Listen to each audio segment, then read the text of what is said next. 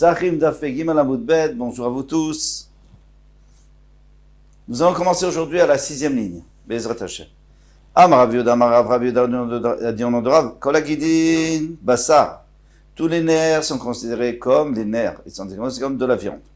Chutz Megid et Tzavar, sauf ceux du cou. Parce qu'ils sont très durs. On ne peut pas les manger. Mais tout le reste, on peut les manger. Donc ça s'appelle de la viande du Grand Pessah. Donc si j'en mange un kazé, je suis Yotse. Je suis quitte. Là, on a appris dans la Mishnah, Atzamot, Vagidin, Vanotar, Yisarfou. Les os et les nerfs et notar et tout ce qui reste le lendemain matin. On n'a plus le droit de manger le Grand Pessah le lendemain matin. Il s'appelle notar, il faut le brûler. Yisarfou, Betezaïn, on doit les brûler le 16. Pas le 15, parce que le 15 c'est Yom Tov, on les brûle à Chol HaMoed. Hanegidin echidami. De quel nerf parle-t-on? Il est magidé bassar. Si tu me dis que on parle des nerfs qui sont du bassar, qu'on peut manger, Nirlinou, on n'a qu'à les manger. Pourquoi tu dis qu'il faut les brûler le 16? Vide et totar. Mais si tu me dis parce que on les a pas mangés, ils sont restés, ils sont devenus notar, c'est-à-dire qu'ils ont passé la date limite. Alors, à une notar, alors on a déjà dit notar dans la Mishnah, on a parlé de notar, on a parlé de Atzamot, des os, des guidines et du notar. Mais ces guidines, puisqu'ils sont comestibles, donc leur problème c'est qu'on les a pas mangés à temps, donc c'est du notar, c'est pas la peine de le dire. Et la pshita guidée de savoir, donc on est obligé de parler des nerfs qui sont dans le cou et qui sont pas comestibles. Et Amrad Bishtama Bassarninu aussi, tu dis que ça s'appelle quand même du bassar, ça s'appelle, c'est difficile de les manger, mais si on les cuit bien, on peut peut-être quand même encore les manger, donc ça s'appelle du bassar, donc c'est une partie du korban. Amtou, les achiba yisrefa, c'est pour ça qu'il faut les brûler. Quand on les mange, puisqu'on veut pas les manger, on les brûle. Et là, il y a un brat lav Bassarninu, mais si tu me dis que de toute façon c'est pas considéré comme de la viande, mais c'est considéré comme quelque chose qui n'est pas comestible, l'amalé ou srefa, pourquoi tu as besoin de les brûler? On doit brûler tout ce qui est de la viande et qu'on n'a pas mangé. Mais ce qui est pas de la viande, pourquoi on va le brûler? On le jette, comme dans les os. Si c'est des os à moelle, d'accord, mais si c'est des os qui ne sont pas à moelle, on les jette.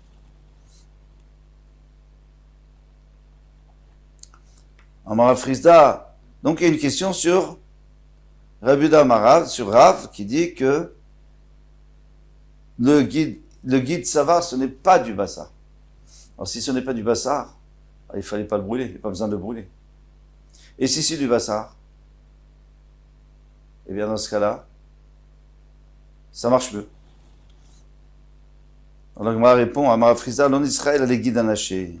Ici on parle du guide anaché, le nerf sciatique. Alors le nerf sciatique, bien sûr qu'il est du bassar, bien sûr qu'il est mangeable, mais on n'a pas le droit de le manger. Alors qu'est-ce qu'on fait? On le brûle.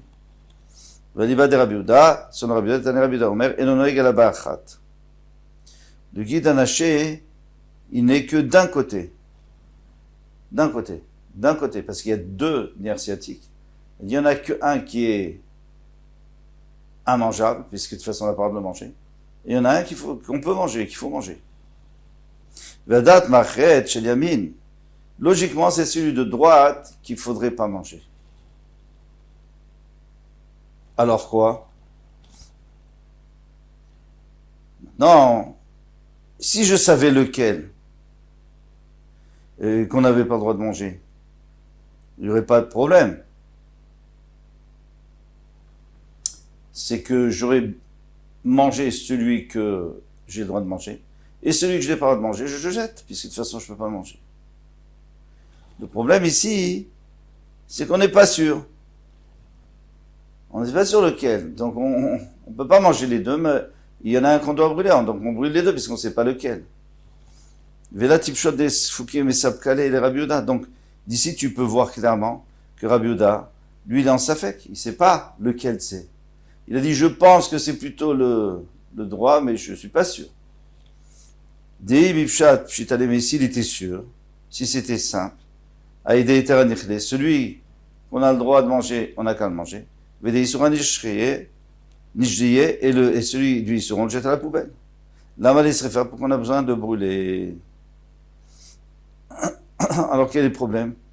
C'est que pour l'instant, on ne sait pas si c'est un safek ou si c'est pas un safek.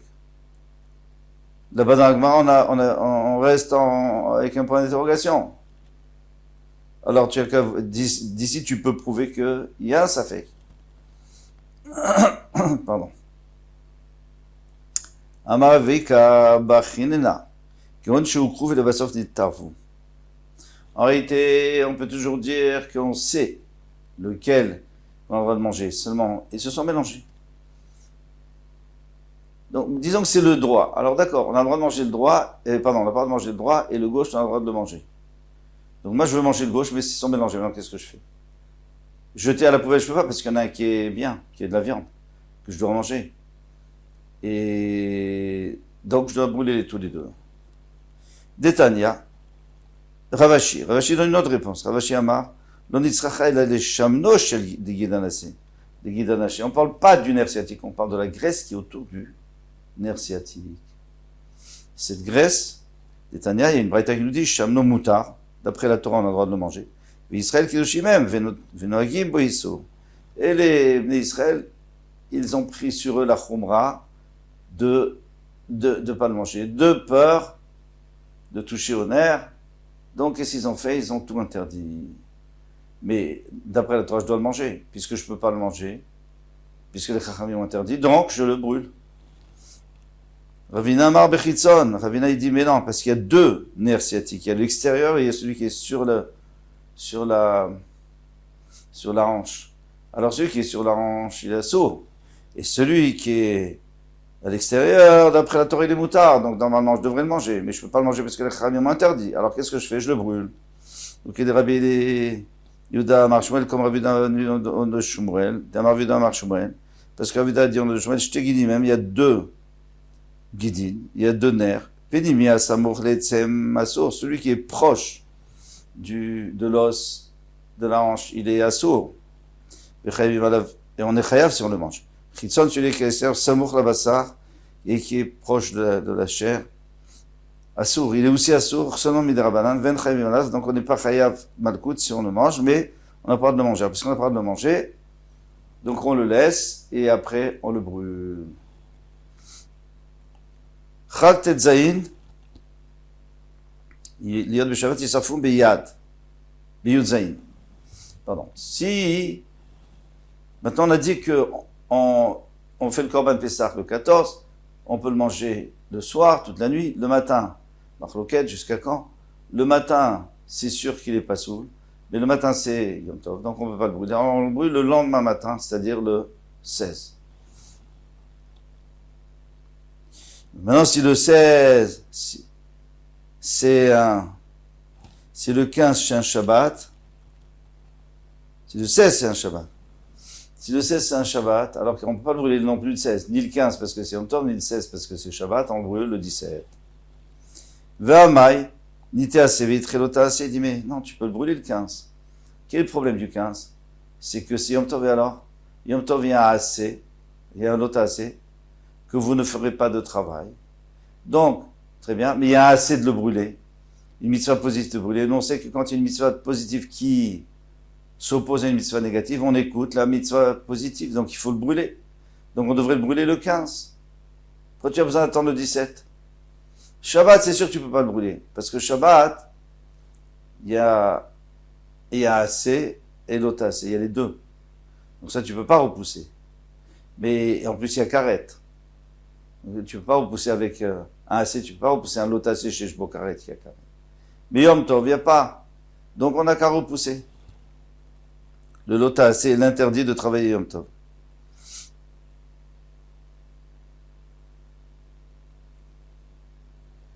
C'est un principe dans toute la Torah, c'est que assez, dochelota assez, quand on te dit fais quelque chose, on t'avait dit avant ne fais pas, eh bien tu dois faire maintenant. Mais si on t'avait dit de faire quelque chose, et maintenant on te dit le contraire, non, là tu fais pas, parce que assez, assez, une mitzvah positive ne repousse pas une mitzvah positive, surtout quand elle est accompagnée d'une mitzvah négative. Amar Cheskia, v'chentanil b'cheskia, Cheskia a dit, et ainsi les gens de son Beth Midrash, Amar Kra, le pasuk a dit, l'ototirum imnoat boker. En vérité, on pourrait le brûler Yom Tov, mais la Torah nous dit que non. Pourquoi? Parce qu'il y a écrit vous n'avez pas le droit de garder de la viande du Korban Pessah jusqu'au matin. Le matin, c'est quand? Puisqu'on mange le soir, la veille du 15, donc c'est le matin du 15. Donc tu ne dois pas le manger le matin, d'accord. Tu ne dois pas le laisser, tu dois le brûler, tu dois le manger avant. Vanotar mimenu, mais celui qui reste, ad boker jusqu'au matin. Pourquoi tu nous rajoutes jusqu'au matin? On a parlé déjà du matin, on sait très bien, il fallait dire vanotar, est-ce qu'il reste, il faut le brûler. Après il dit vanotar mimenu ad boker, baishtisrofu. Il faut le brûler le matin. Shetan nous demande ad boker, tu n'avais pas besoin de dire ad boker, il fallait dire, le passouk il était très simple. Il disait, l'autotiru mimenu ad boker, vous ne devez pas en garder jusqu'au matin, vanotar, il s'arrête, et ce qui reste, tu le brûles. Pas besoin ad boker, encore une fois. Talmud Lomar, ad boker, al prend a dit ad boker. Shen Talmud Lomar, maï Talmud Lomar ad boker. Alors pourquoi est-ce qu'on a dit jusqu'au matin? Nitenlo boker sheni srifato. C'est pour te dire qu'il y a un deuxième matin, c'est pas ce matin du 15, mais c'est le matin du 16, où tu vas le brûler. Alors comment ça marche? Ça marche dans les mots comme ça. D'abord on te dit, tu dois pas le garder jusqu'au matin, et après on te dit, et ce qui reste jusqu'au matin, alors quoi, c'est quel matin? C'est plus ce matin, c'est un autre matin. C'est le lendemain matin, tu devras le brûler. Abaye Amar. Abaye veut donner une réponse. Amar Kra. Alors tout ça, c'est pour essayer de comprendre pourquoi est-ce qu'à Yom Tov, on n'a pas de brûler le Korban Pessah, qui a dépassé les limites. Ou alors les os, etc. Abaye Amar, Amar Kra. Olat Shabbat Beshabbato. Le pasuk nous dit que la Ola du Shabbat, c'est-à-dire l'Holocauste, qu'on doit faire Shabbat, Korban Tamid par exemple, eh bien, du Shabbato, eh bien, on le fait Shabbat. Bien que Shabbat, on n'a pas le droit de faire la Shrita, etc. Mais là, on peut parce que c'est le Korban qui est prévu pour Shabbat, donc tout ce qui est prévu pour le jour même, on est obligé de le faire dans Beth Amikdash, et alors on transgresse tous les Lechot Shabbat qui est nécessaire de transgresser. Vélo, la troll, Shabbat. Donc je peux déduire que je peux pas, quand on dit Shabbat, il y a quand même une dérogation pour le Ola du Shabbat, pour le cause du Shabbat, mais pas celui du Chol, de hier. Vélo, la troll, Yom Tov, la même chose avec Yom Tov. Yom Tov, tu vas pas faire brûler le Korban de hier. Hier, c'était quand? Hier, c'était Rev Pessah. Alors, tu ne pouvais pas le brûler à ce moment-là parce que il n'y avait pas de notar pour l'instant. Le notar, il sera demain. Ce qui va rester, ce qui va dépasser là, ça sera demain. Alors, tu peux pas le brûler. Hier, tu pouvais pas le brûler. Aujourd'hui, tu peux pas le brûler. Tu le brûleras demain.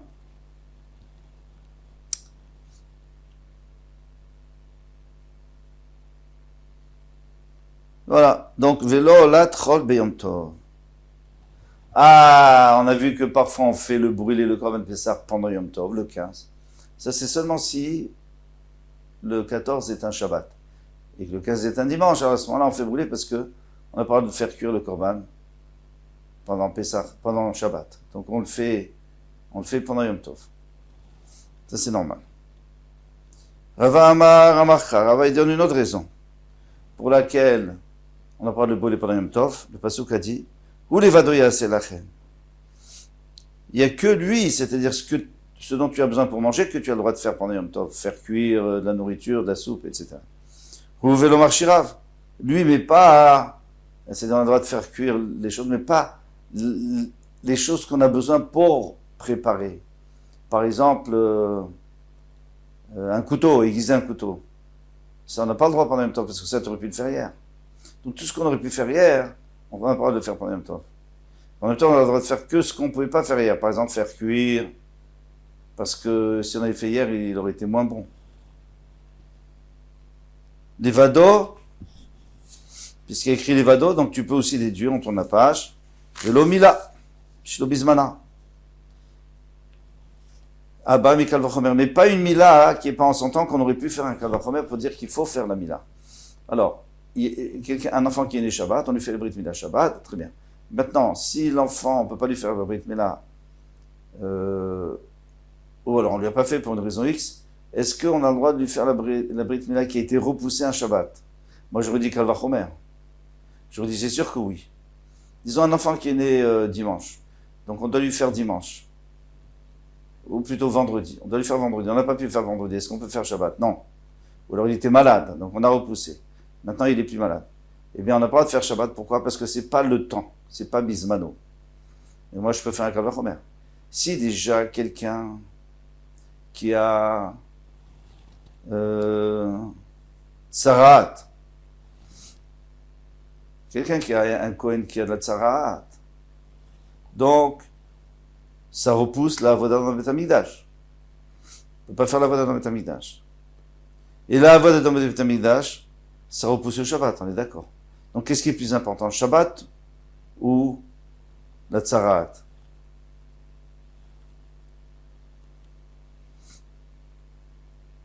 Shabbat. Pardon. La Tzarat repousse la avoda repousse le Shabbat, donc la Tzarat c'est pire que la avoda. Donc la Mila chez l'Obizmana, qui n'est pas en son temps, Docha Tzarat, elle repousse la Tzarat. Même s'il y a de la Tzarat sur l'endroit où on doit faire la Brit Mila, on a le droit de couper, bien qu'en vérité la Tzarat, normalement on n'a pas le droit de la couper.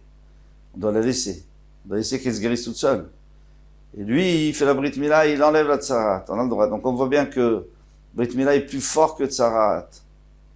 Que la Tzarat, elle est plus forte que Shabbat. Donc bien sûr que la Brit Mila chez l'Obizmana, même si c'est pas en son temps, ça doit repousser le Shabbat. Kalvachomer a plus forte raison que ça devrait repousser le Shabbat. Et pourtant, ça ne repousse pas. Pourquoi? Parce qu'il y a écrit, il y a un mot dans le passouk en trop. Et en trop, il y a un mot qui dit levado. Il n'y a que ce qui est prévu pour Shabbat qu'on va faire Shabbat. Mais si c'est pas prévu pour Shabbat, si c'est une Brit Mila qui ne devait pas être Shabbat, eh bien ça ne repousse pas le Shabbat.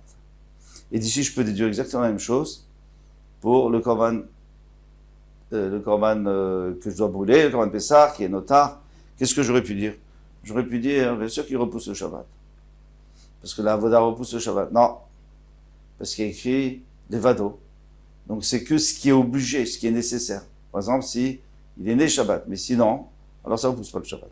Ravashi Amar. Ravashi, il va encore plus loin que tout le monde. Il dit, toute ta question, elle est fausse. Toi, tu me dis que normalement, on devrait brûler le korban, le notar, on devrait le brûler pendant Yom Tov. Pourquoi? Parce que brûler le notar, c'est une mitzvah tassée, c'est une mitzvah positive. Tandis que Yom Tov, c'est une mitzvah négative. C'est pas vrai, Yom Tov, c'est aussi une mitzvah positive. Pourquoi? Parce qu'il y a écrit Shabbaton. Donc il faut fêter. Il faut fêter Yom Tov. Donc assez où? C'est un assez. Ven, assez dochelot assez, ve assez. Eh bien, même le assez maintenant de brûler le notar, il peut pas repousser un assez à un lot assez. En réalité, on dit toujours, il peut pas repousser un assez à un lot assez. Mais même un assez simple, il peut pas le repousser. Pourquoi? Parce que qui tu dis que le nouveau assez est plus fort que le premier? Si je te dis ne fais pas quelque chose, après je te dis vas-y, fais-le. Alors d'accord. Mais si je te dis avec un assez, oui, je te dis un assez, il faut faire attention à ça. Et maintenant je te dis, tu fais attention au contraire, non, ça va plus. Parce qu'on ne sait pas lequel. Et surtout s'il est accompagné d'un lot assez, le premier, donc c'est sûr qu'on ne pourra pas aller contre. On est arrivé à la Mishnah. Kol Tuva demain, Bezrat Hashem.